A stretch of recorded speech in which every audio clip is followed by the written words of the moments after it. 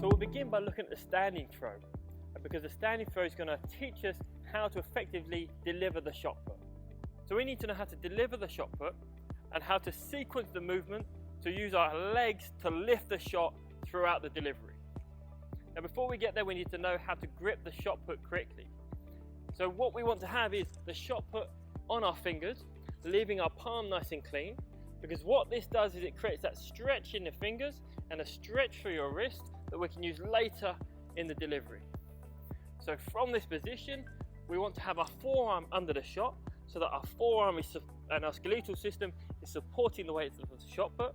And then we find that corner of our jaw from here, and we can roll our elbow up slightly to tuck that under our ear and nice and close to the neck. Now throughout the throw, one of the rules of shot put is that that shot has to stay in contact with your neck until the delivery. You'll notice that I didn't lift my elbow up to 90 degrees because when I do, the shot put's going to roll out of my hand. And that means I'm going to have to twist my hand upwards in order to support the shot put. And now I'm not in a position to use my chest in the throw, I can only use my shoulder in the throw, which means we can't release through the angle we're looking for. Actually, what we're looking to do is always have that forearm supporting the shot so that my skeletal system is supporting the shot and not my muscles. And that way, if we think about having this always behind the shot put, we will move it into that 90 degree position when I come down into my standing throw position.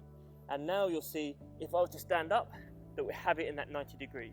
But the whole time, the shot put has been supported by my forearm. So the power position is putting our feet nice and wide, which would be roughly in a position where I might be doing a squat, because this is the strongest position to push from. But we also want to add some range to the throw. So we're going to put our weight over the back leg, and now we've got this leg at 90 degrees ready to push. Now the final thing here is I need to be able to turn my hips to the front to deliver the shot put in the direction I want to throw.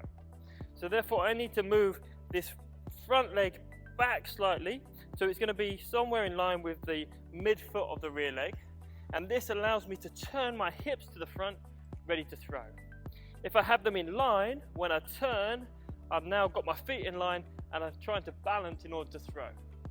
So we want to have this foot slightly further back, and that allows me to turn my hips to the front ready for the delivery.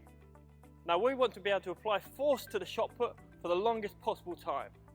So we can take our weight over our back leg, and we'll see how this not only loads the back leg ready to push, but it adds range to the throw by moving the shot put further away from my delivery position, and it lowers the shot put, which means when I stand up, we're going to be moving already through that angle we want to release from.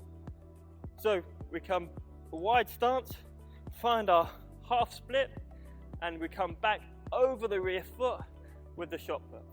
So we're looking to have that shot somewhere inside our rear foot big toe. What we don't want to do is to turn too much to the back, but the shot put is now on the rear side of my body, because now I don't have that straight line for delivery. Before I deliver, I have to turn around my body, and now my delivery line is only this big. I want to keep the shot on the front side of my body whilst I load the back leg. From here, to add extra range, we can reach back with the free arm, and now I've got my rear leg loaded, I've got my split stance here, I can turn to the front and I can deliver from a nice high position.